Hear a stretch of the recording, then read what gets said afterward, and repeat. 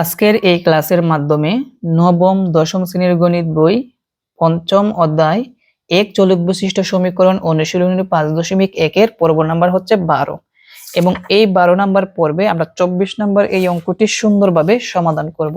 তো দেখো আমরা 24 নাম্বারের আগে সম্পূর্ণ উদ্দীপকটা পড়ি, তারপর আমরা ব্যাখ্যা দিব যে এটা কিভাবে সমাধান করতে হবে। তো ঢাকার নিউ মার্কেট থেকে গাবতলীর দূরত্ব 12 কিলোমিটার। সজল নিউ মার্কেট থেকে রিকশায় ঘন্টায় অর্থাৎ প্রতি ঘন্টায় 6 কিলোমিটার বেগে এবং কাজল একই স্থান থেকে অর্থাৎ নিউ মার্কেট থেকে পায়ে হেঁটে, তার মানে সজল হচ্ছে রিকশায় আর কাজল হচ্ছে পায়ে হেঁটে ঘন্টায় অর্থাৎ প্রতি ঘন্টায় 4 কিলোমিটার বেগে গাবতলীর দিকে রওনা হলো। সজল গাবতলী পৌঁছে সেখানে 30 মিনিট বিশ্রাম নিয়ে আবার নিউ মার্কেটের দিকে একই বেগে রওনা হলো। অর্থাৎ সজল গাবতলী পৌঁছে গাবতলী নিউ মার্কেট থেকে গাবতলীতে পৌঁছানোর পর যতটুকু সময় লাগছে তারপরে আরো সে 30 মিনিট বিশ্রাম নিছে। তার মানে নিউ মার্কেট থেকে যদি গাবতলীতে যদি সজলের সময় লাগে 2 ঘন্টা সময় লাগে, তাহলে সেখানে গিয়ে সে আরো কত মিনিট বিশ্রাম নিল? 30 মিনিট বিশ্রাম নিল। তাহলে কতটুকু সময় হলো তার? 2 ঘন্টা 30 মিনিট। আবার নিউ মার্কেটের দিকে একই বেগে অর্থাৎ 6 কিলোমিটার বেগে রওনা হলো। তারা বলতে কারা? সজল এবং কাজল নিউ মার্কেট থেকে কত দূরে মিলিত হবে? তো এই অঙ্কটা সমাধান করতে হলে আমাদের দাফে দাফে এবং ব্যাখ্যা দিয়ে অঙ্কটা সমাধান করতে হবে। তো দেখো আমরা কিভাবে সমাধান করব। যেহেতু ঢাকার নিউ মার্কেট থেকে গাবতলীর দূরত্ব 12 কিলোমিটার, সাপোজ আমি মনে করো এটা হচ্ছে ঢাকার নিউ মার্কেট, এটা হচ্ছে নিউ মার্কেট আর এটা হচ্ছে কি গাবতলী, কেমন? এবং এই দুইটার দূরত্ব কতটুকু? 12 কিলোমিটার। এবং এখান থেকে প্রথমত সজল ঘন্টায় কত কিলোমিটার? 6 কিলোমিটার। ঘন্টায় 6 কিলোমিটার বেগে এবং কাজল একই স্থান থেকে পায়ে হেঁটে ঘন্টায় 4 কিলোমিটার। মানে কাজল হচ্ছে 4 কিলোমিটার বেগে গাবতলীর দিকে রওনা হলো। সজল গাবতলী পৌঁছে সেখানে 30 মিনিট বিশ্রাম নিয়ে আবার নিউ মার্কেটের একই বেগে রওনা হলো। তারা নিউ মার্কেট থেকে কত দূরে মিলিত হলো? তো এখানে সর্বপ্রথম দেখো আমাদের সজলের কাজটা আগে করতে হবে। কেন?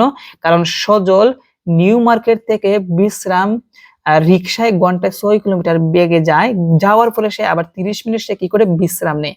তো আগে আমরা সজলের যে সময়টুকু মানে নিউ মার্কেট থেকে গাবতলী পৌঁছাতে তার সময়টুকু আমরা আগে বের করে নিব। তো দেখো, আর আমরা জানি যে সময় বের করার জন্য সময়ের একটা সূত্র আছে। তো আমরা জানি সময় সমান দূরত্ব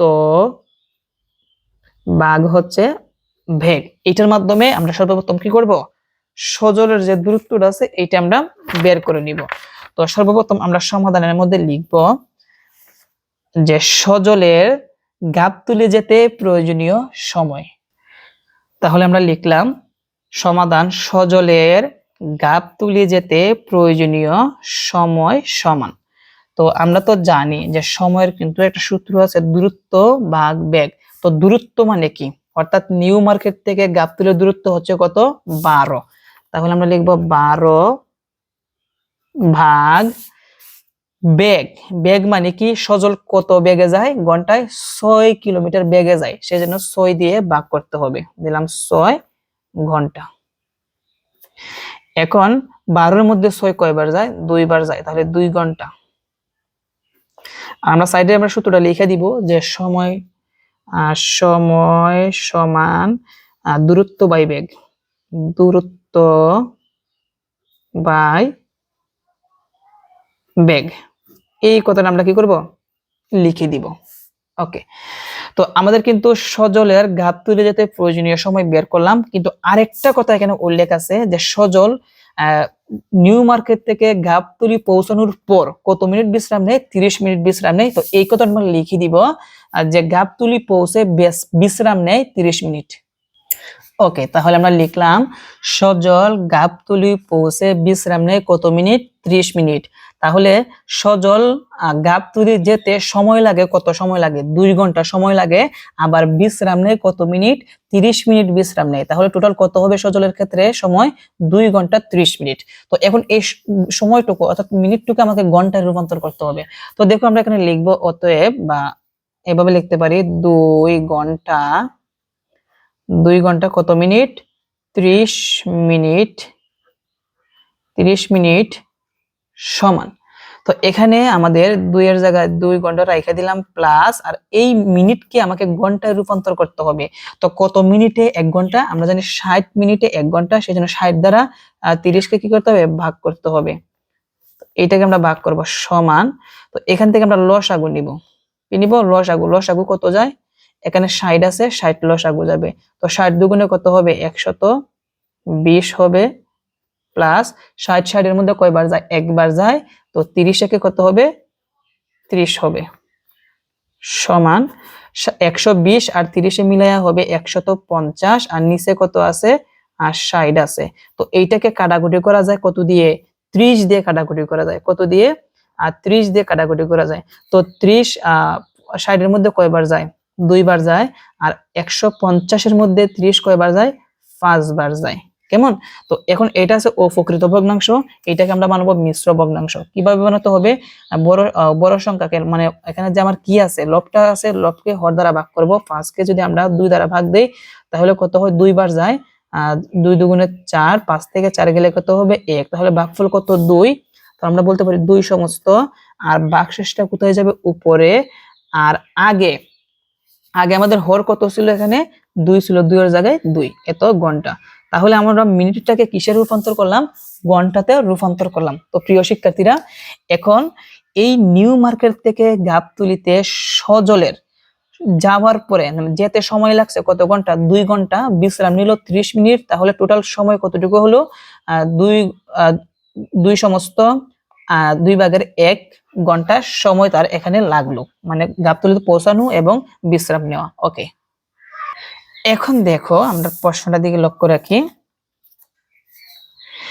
এখন এই জায়গার মধ্যে আমাদের সজলের জন্য, সজল গাবতলীতে পৌঁছানো এবং বিশ্রাম নেওয়া টোটাল কতটুকু সময় ঘন্টা বের হয়েছে? 2 সমস্ত 2 ভাগের 1 ঘন্টা। এখন এই ঘন্টার ক্ষেত্রে, মানে সজলের এই সময়টুকু ঘন্টার ক্ষেত্রে আমরা কি করব? অতিক্রান্ত দূরত্ব বের করব। 2 সমস্ত 2 ভাগের 1 ঘন্টায় কাজলের অতিক্রান্ত দূরত্ব বের করব। এখন আমরা কাজলেরটা বের করব, সেই জন্য আমরা লিখব 2 সমস্ত 2 ভাগের 1 ঘন্টায় কাজলের অতিক্রান্ত দূরত্ব সমান। তাহলে আমরা লিখলাম 2 সমস্ত 2 ভাগের 1 ঘন্টায় কাজলের অতিক্রান্ত দূরত্ব। তো অতিক্রান্ত দূরত্বের একটা কিন্তু সূত্র আছে, বেগ গুণ সময়। তো বেগ, কাজলের বেগ কত ঘন্টায়? পায়ে হেঁটে বেগে জানি কত? 4 কিলোমিটার। তাহলে আমরা লিখবো 4, তারপরে মধ্যখানে কি আছে? গুণ দিলাম, গুণ, তারপর কি? সময়। তো সময়টা কি? 2 সমস্ত 2 ভাগের 1 ঘন্টা। 2 সমস্ত 2 ভাগের 1 কিলোমিটার, যেহেতু দূরত্ব বের করব কিলোমিটার। তো এখন এই দিকে লক্ষ্য রাখি, আমরা এটাকে কি করব? সমস্তটাকে ভেঙে দেখবো আমরা এখানে টোটাল কত আসে। তো এখানে 4 এর জায়গার মধ্যে 4 ইনটু সমস্ত ভাঙবো, 2 দুগুণে 4, আর একে কত হবে? 5 হবে উপরে, আর নিচে কত? 2 কিলোমিটার। তো এখানে 4 5 কত হয়? 20। 20 কে যদি আমরা 2 দ্বারা ভাগ করি তাহলে কত পাবো? 10 কিলোমিটার হবে, 10 কিলোমিটার। তাহলে 2 সমস্ত 2 ভাগের 1 ঘন্টায় কাজলের অতিক্রান্ত দূরত্ব আমরা কত কিলোমিটার পেলাম? 10 কিলোমিটার পেলাম। তাহলে এখন এই নিউ মার্কেট থেকে যদি গাবতলীর দূরত্ব যদি 12 কিলোমিটার হয়, তাহলে এখানে 2 সমস্ত 2 ভাগের 1 ঘন্টায় কাজলের অতিক্রান্ত দূরত্ব কত? 10 কিলোমিটার। তার মানে মনে করে সে এই 10 কিলোমিটার এই পর্যন্ত গেছে কাজল। কেমন? কাজল এই পর্যন্ত গেল। এখন আমাদের বাকি কতটুকু থাকে? সম্পূর্ণ যদি 12 হয় আর কাজল যদি আমাদের 10 কিলোমিটার যায়, আরো কয় কিলোমিটার বাকি থাকে? 2 কিলোমিটার বাকি থাকে। এইটা আমরা এখানে উল্লেখ করে দিব, যে লিখব নিউ মার্কেট থেকে গাবতলীর দূরত্ব কত? 12 কিলোমিটার, এবং অতএব বাকি পথ 12 কিলোমিটার থেকে 10 কিলোমিটার বিয়োগ করলে কত হবে? 2 কিলোমিটার। তাহলে আমরা লিখলাম নিউ মার্কেট থেকে গাবতলীর দূরত্ব 12 কিলোমিটার। তাহলে বাকি পথ থাকে কি? 12 থেকে আমাদের কাজলের যে অতিক্রান্ত দূরত্ব আছে 10 কিলোমিটার, এটা বাদ দিলে কত কিলোমিটার থাকবে? 2 কিলোমিটার থাকে। ওকে, এখন আমরা লক্ষ্য রাখি এই জায়গা থেকে এই চিত্রের মাধ্যমে সজল তো সে মেইন জায়গার মধ্যে পৌঁছাইছে, পৌঁছানোর পরে সে আবার 30 মিনিট বিশ্রাম নিয়েছে। বিশ্রাম নেওয়ার পর এখান থেকে আবার একই গতিতে অর্থাৎ 6 কিলোমিটার বেগে আবার এদিকে রওনা দিবে। আর এখান থেকে যে কাজল যে পায়ে হেঁটে 4 কিলোমিটার বেগে যাচ্ছিল, যাওয়ার পর এখানে 10 পর্যন্ত গিয়েছিল।